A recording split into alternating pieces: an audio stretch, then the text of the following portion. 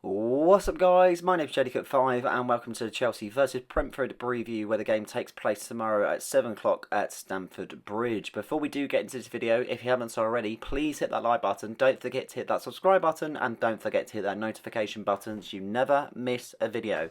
Chelsea versus Brentford, a sceptical game where the Blues haven't been able to come out on top since Brentford have got promoted into the big leagues. Seems to be that we haven't been able to make the most of that at home. We have been able to do so away, but just not, unfortunately, at home. The confidence is high for the Blues, in fairness, with their last outing at Stamford Bridge resulting in a 3-0 win over Aston Villa. So in terms of the confidence at the moment, it's pretty good.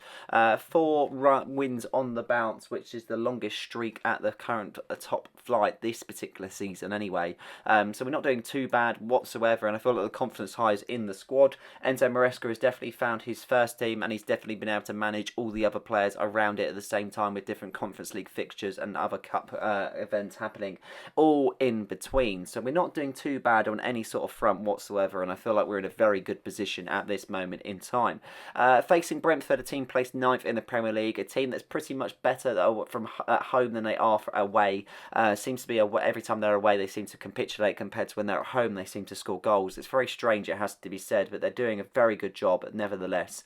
It's just being able to see if they can kind of do that away from home instead of always just at home.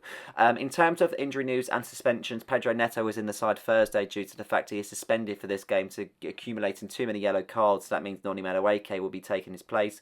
We'll probably see Malo Gusto feature after being fully fit now, and he'll probably feature due to the fact is there's an unsure kind of certainty about Romeo Lavia. Mykhailo Mudryk is expected to be available after illness, but Reece James and Wesley Fofana remain out with their respectable hamstring injuries. In terms of the Brentford squad, it's very unlikely they're going to name such an attacking side as what they did last week. They had so many attacking players in so many wrong positions. It's very strange to see, and they've pretty much got a fully fit side, and apart from Vitaly Janlit and Matthias Jensen, who's said to be out to a hamstring problem, but they're pretty fit squad, and they've got a very good squad. They haven't really spent a lot of money, and at the same time they've been able to accumulate some decent players, especially Fabio Carvalho, and there's been a lot of talks about Brian Mbeumo for transfer news to various other Premier League squads. So yeah, it's a tough game because I feel that the confidence is high within the squad. I just don't think it's going to be high within the fans, because any Chelsea fans knows that every time Brentford seem to come to Stamford Bridge, they get a result. So it's just being able to manage it in the best way possible and trying to do what we've been doing in recent fixtures to be able to bring that into the form that we've currently been displaying, because we have been a force to be reckoned with. It's just the case if whether we can do it with the smaller games as well as the big games. Looking at the current standings, the Premier League is standing pretty good for ourselves so far. Played 15, won 9, drew 4 and currently lost 2. Brentford currently sitting 9th in the table on 23 points there. Not far off of the top 4 places by any means, only 4 points off in matter of fact. We've still got a decent gap to the Bees. And in the position that we're in at the moment, I think the only difference is because we've been playing so much later in the day, a lot of teams are already going to have the results in. So the pressure is going to be us to be able to try and get back into that second place position. 2 points clear on Arsenal, which is really good, and 5 clear on Man City, which is really good. 4 clear, sorry.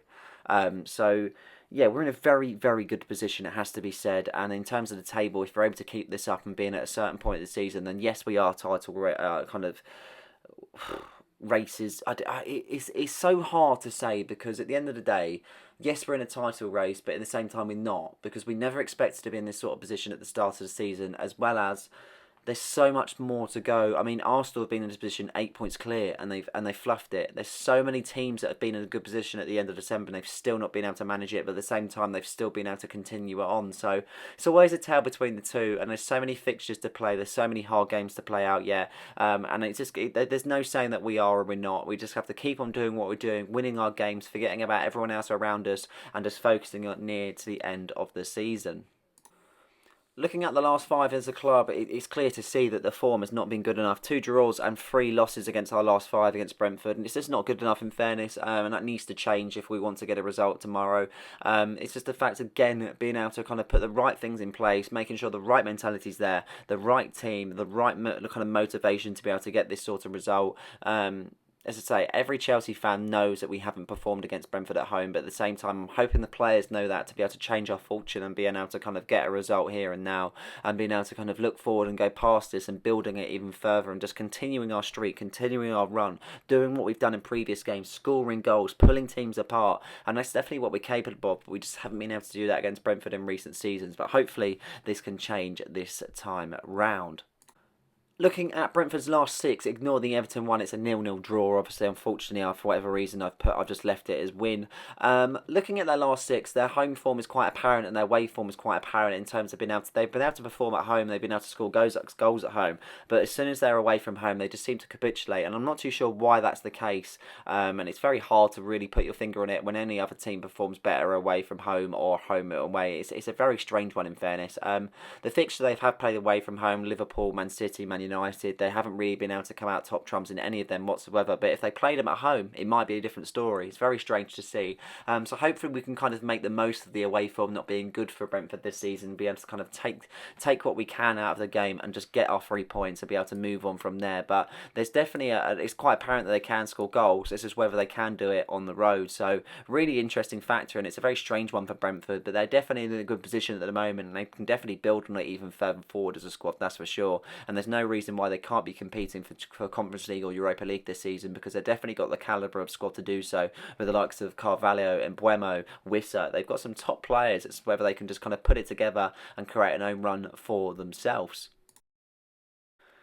This is now my lineup prediction to face Brentford. 4-2-3-1 formation seems to be the favourite formation that Enzo Maresca has been carrying out for the season. Robert Sanchez in goal. It's quite clear to see that he's his favourable number one. So Robert Sanchez in goal. Left hand side, Cucurella. Obviously Renato Vega played on Thursday, but Cucurella will definitely fill that particular place as he has been doing in recent weeks and putting in some great performances. Hopefully he's got his boots that are correct this time and he's not slipping at any point in time. Partnership of Colwill and Baliashile seems to be that Enzo Maresca favours the two as a partnership when Wesley Fofana isn't able to play the games, and it hasn't been working too bad. I'm not the biggest fan of Badiashile, but he's definitely got good performances in him. Hopefully we'll see that there on Sunday. Malagusto over to the right hand side. I felt like he did really well last season, but we haven't seen that this season, so hopefully he can put a solid performance in on that right hand side and really create a few problems for the defenders and attackers when on the pitch. Enzo Fernandez and Caicedo in the middle has been an impeccable pairing so far, and probably the best midfield pairing in the Premier League at this moment in time. Fernandez contributing with goals and assists, and Caicedo contributing with his defensive awareness of being able to prove that he's definitely a menace and definitely worth the price tag. And that just goes for the two of them costing 100 million at the same time. So yeah, I feel like we're in a very good position and definitely found out the midfield pairing, and they kind of contribute really well within the game. So that would be my two as a midfield pairing. And moving forward to the attacking three, we've got Jadon Sancho, Cole Palmer, and Noni Madueke. Felix is currently injured, and obviously Mykhailo Mudryk only coming back from illness. Sancho has been doing really well as of late, and he's got a lot of confidence getting 2 goals in recent games against Southampton and Tottenham. Cole Palmer is just doing Cole Palmer things. He just keeps on shining, and that's definitely what we want, and hopefully he can shine and put the sting out of the bees on Sunday. And Noni Madueke on the right hand side, filling in for Pedro Neto, who was suspended, but he's definitely got a point to prove if he wants to continue on after scoring against Southampton. Lone striker of Nicholas Jackson, he'll be looking to improve after coming off the pitch against Spurs, looking very frustrated, it has to be said.